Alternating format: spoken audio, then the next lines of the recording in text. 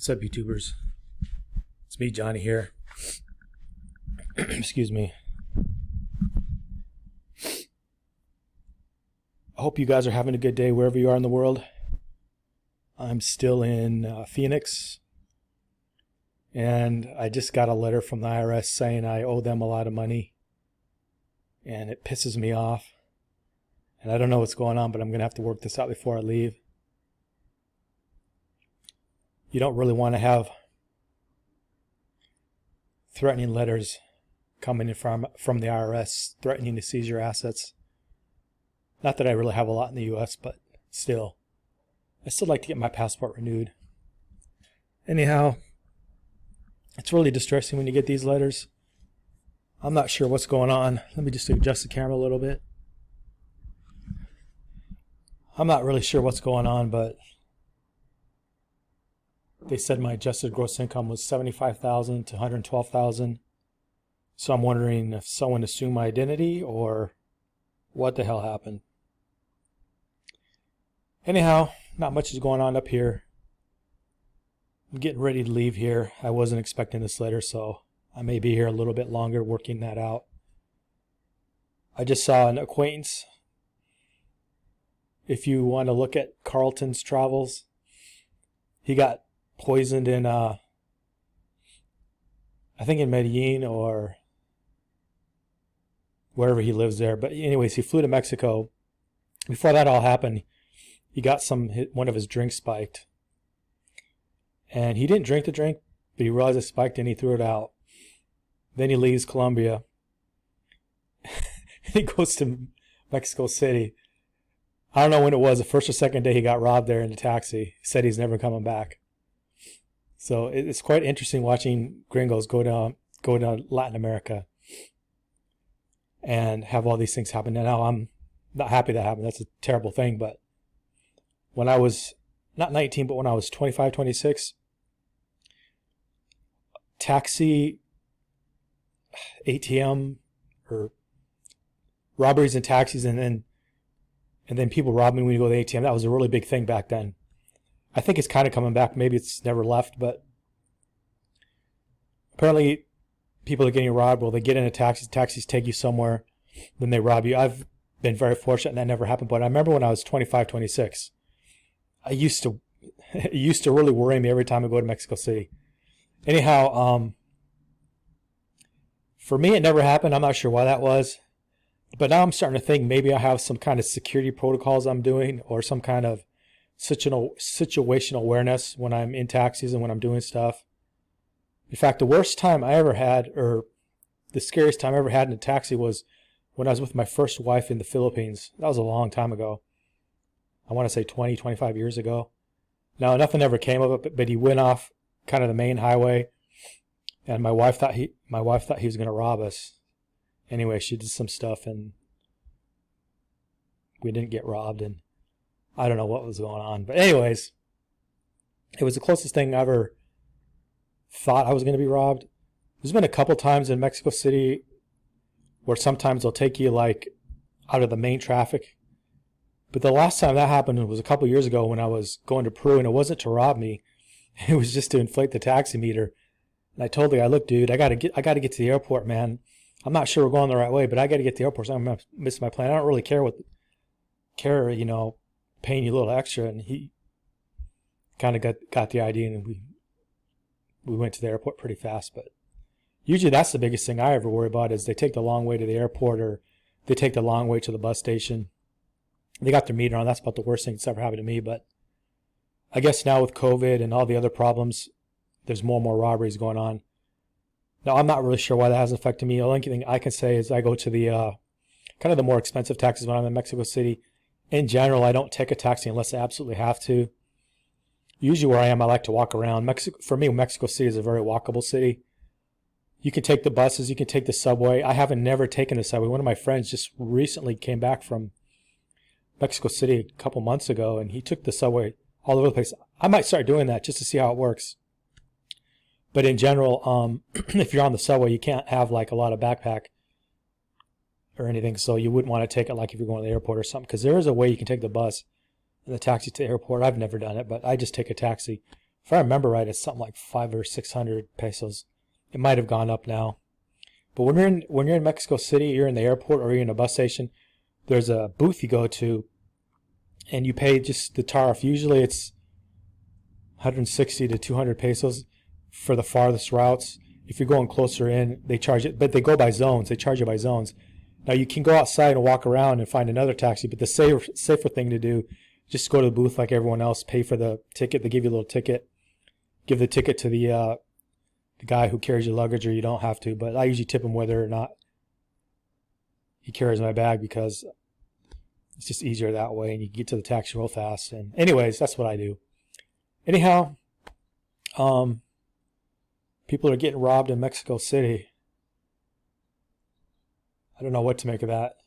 I'm starting to think a lot of gringos need a product or a service where they learn situation awareness, tips and tricks you don't normally think of unless you're in Latin America or Southeast Asia. Like for me, like the Philippines. Most of Southeast Asia is pretty safe, but the Philippines can be it's not like other parts of Asia where it's super safe. It's just not like that. It's more like Latin America. The Philippines is more like, say, Honduras. That place, well, I'm not saying it's really dangerous. It kind of depends where you are, but it can seem a little bit more dangerous than, say, Mexico or even Guatemala. In my opinion, that's just my opinion. I like all those places, and I visit all those places. And before COVID happened, I would have been there a lot more. But with the fees of paying for the tests and all that jazz, I just haven't bothered to go there. You can just go now to Mexico in and out without a test.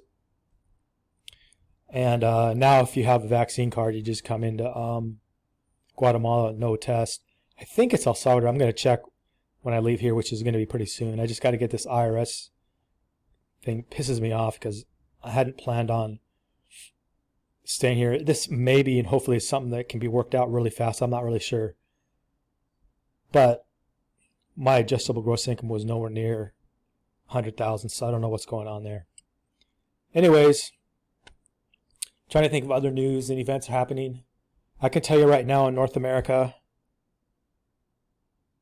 a lot of people I know who are fairly upper middle class are surprising me. They're really surprising me because they're making their plan B now.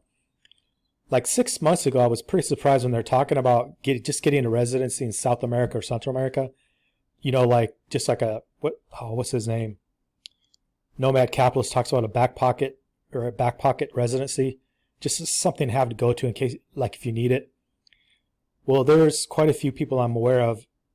I would describe them not super wealthy, but upper middle class.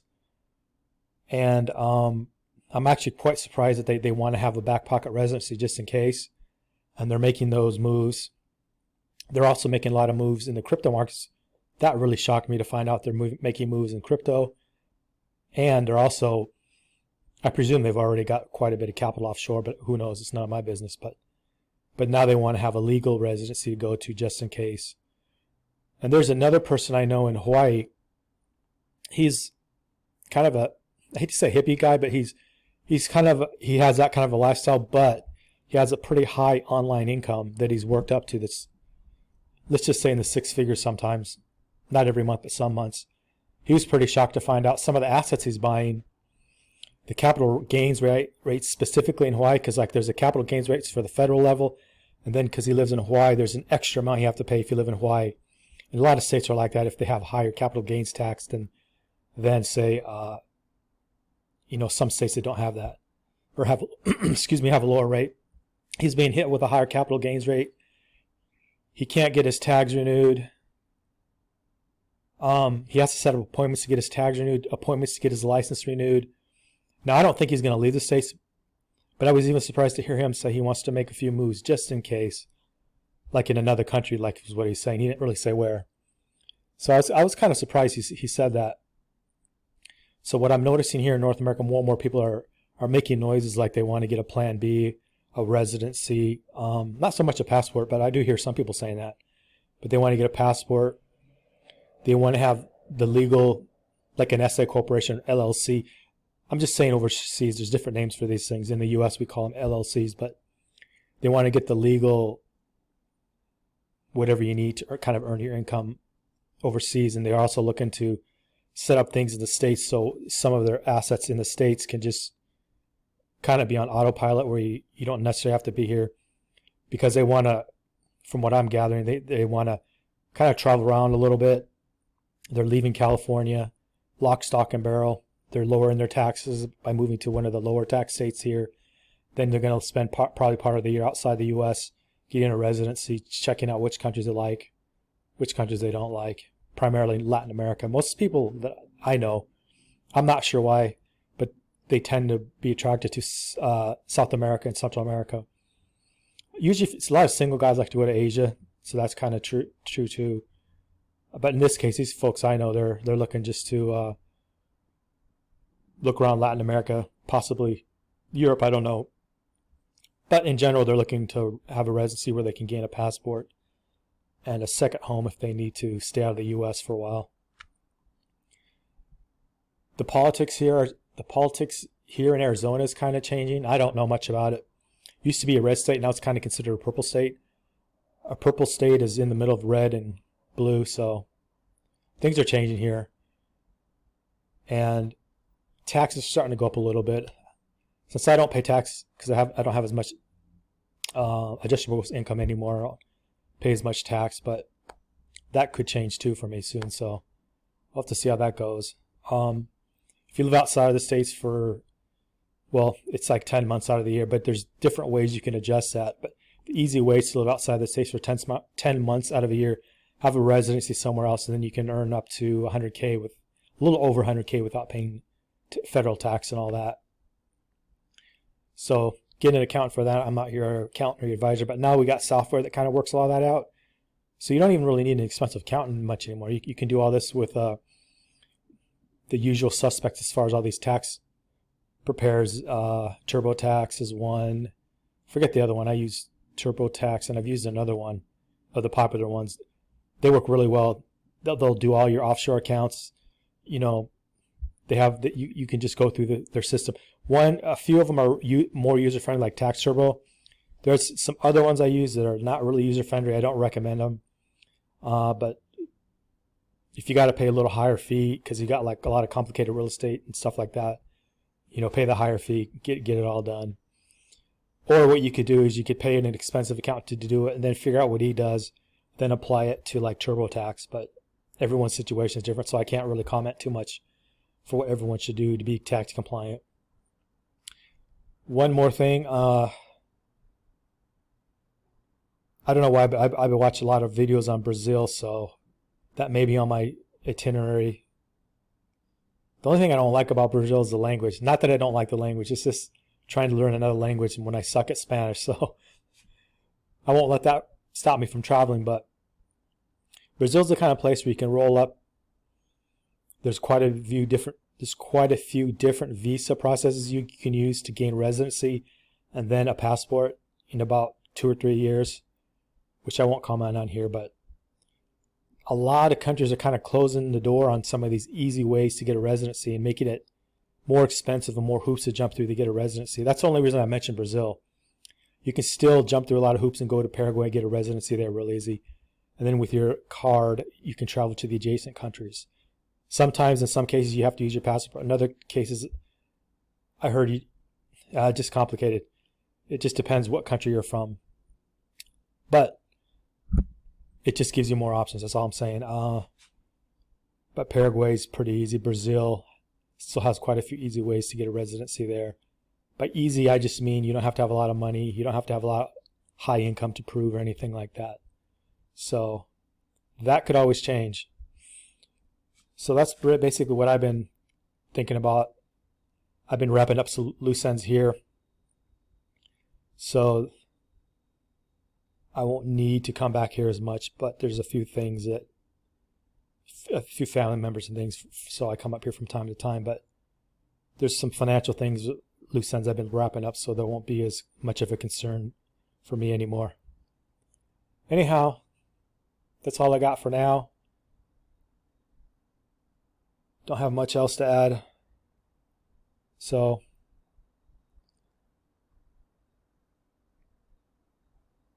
have a good one. I forget. Anyways, I'm just signing off. Ugh.